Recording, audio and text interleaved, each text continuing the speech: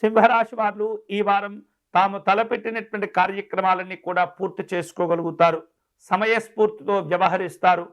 ఉత్తమమైనటువంటి ఫలితాలను కూడా పొందే అవకాశాలు ఉన్నాయి. మీకున్నటువంటి తెలివితేటలు, మీకున్నటువంటి సమర్థత చక్కగా మీకు మేలు చేయబోతుంది. తద్వారా వాటిని ఆధారం చేసుకుంటూ కొన్ని నూతనమైనటువంటి పనులు కూడా ఈ వారం చేపట్టే సూచనలు కనిపిస్తున్నాయి. ఆదాయానికి మించినటువంటి ఖర్చులు కూడా ఉంటుంటాయి. వివిధ రూపాల్లో గతంలో మీ అవసరం కోసం చేసిన అప్పులు ఏవైతే ఉంటాయో వాటిని తీర్చగలుగుతారు.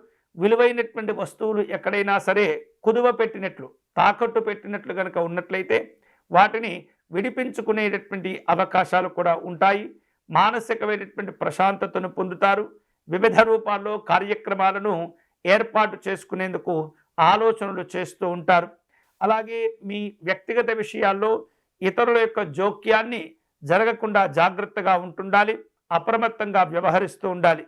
వేరు రూపాలలో ఇతరుల యొక్క జోక్యం వలన మీ యొక్క జీవనం పలు రకాలుగా ఇబ్బందులను ఎదుర్కొంటూ ఉంటుంది. కాబట్టి అటువంటి వాటికి దూరంగా ఉండే ప్రయత్నం చేయండి.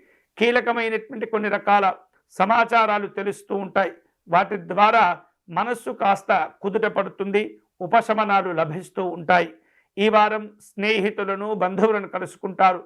ఆప్తులతో సరదాగా కాలక్షేపం చేస్తుంటారు. దంపతుల మధ్య అన్యోన్యత భావాలు పెరుగుతూ ఉంటాయి. ఆనందాలు ఉంటాయి. వివిధ రూపాల్లో మీకు రావలసినటువంటి బాకీలను కూడా వసూలు చేసుకుంటారు.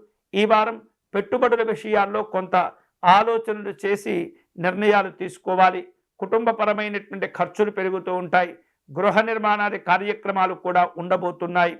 వ్యాపారంలో స్వల్ప చికాకులు తప్ప పెద్దగా ఒత్తిడి ఉండకపోవచ్చు. వివిధ రూపాల్లో జాగ్రత్తలు తీసుకుంటే సరిపోతుంది. ఇక ఉద్యోగపరంగా బాధ్యతలు పెరుగుతూ ఉంటాయి.